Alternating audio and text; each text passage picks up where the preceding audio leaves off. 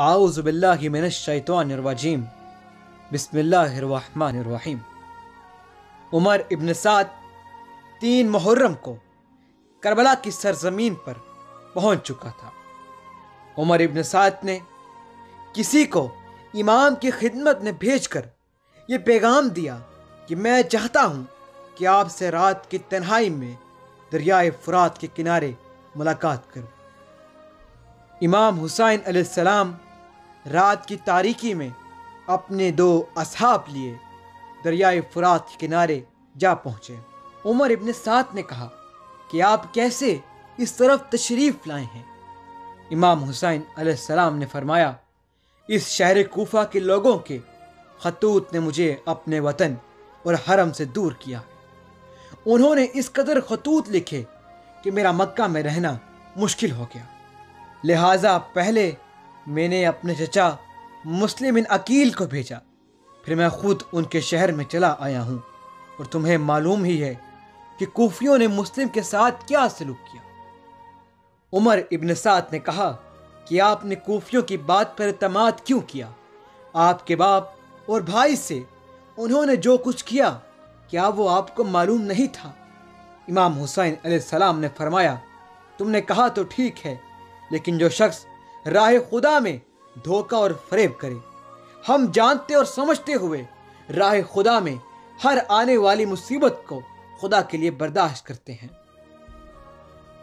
کہ جب 4 محرم کی شب عمر ابن سعد امام حسین علیہ السلام کے پاس دریائے فرات کے کنارے بیٹھا ہوا تھا تو امام حسین علیہ السلام نے اس سے 3 تمناؤں کا اظہار کیا۔ عمر ابن سعد نے کہا کہ میں ابن زیاد کو خط لکھوں گا، مجھے امید ہے کہ ان تینوں میں سے ایک وہ ضرور قبول کرے گا، اور بات یہاں ختم ہو گئی۔ امام حسین علیہ السلام اپنے خیموں کی طرف تشریف لے گئے اور عمر سعد اپنے خیموں کی طرف چلا گیا۔ 4 محرم کی صبح عمر سعد نے اپنے لشکر کے بڑوں کو بلایا اور ان سے امام حسین علیہ السلام اور ابن زیاد کے بارے میں مشورہ لیا۔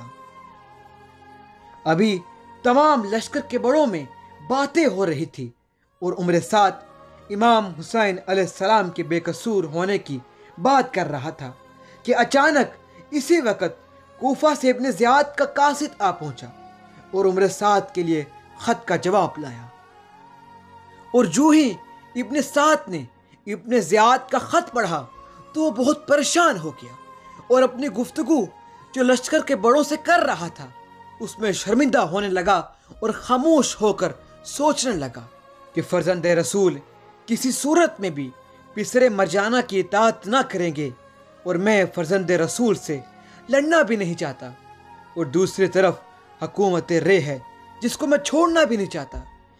ابھی عمر سعد یہ تمام باتیں اپنے دل میں سوچ ہی رہا تھا کہ ایک اور قاصد آ پہنچا اور ابن زیاد کا دوسرا خط لے کر آ گیا۔ اس خط میں لکھا تھا کہ اے ابن سعد، میں نے اتنا بڑا لشکر تمہیں بلا وجہ نہیں دیا، اور اس قدر گھڑ سواروں اور تیر اندازوں کو تمہاری اطاعت میں بے مقصد نہیں دیا، اور خبردار رہو کہ مجھے صبح شام تمہارے دن رات کے حالات معلوم ہوتے رہتے ہیں۔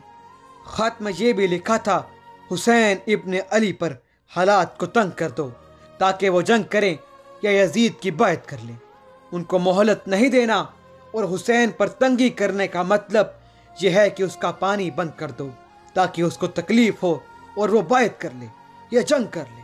والسلام۔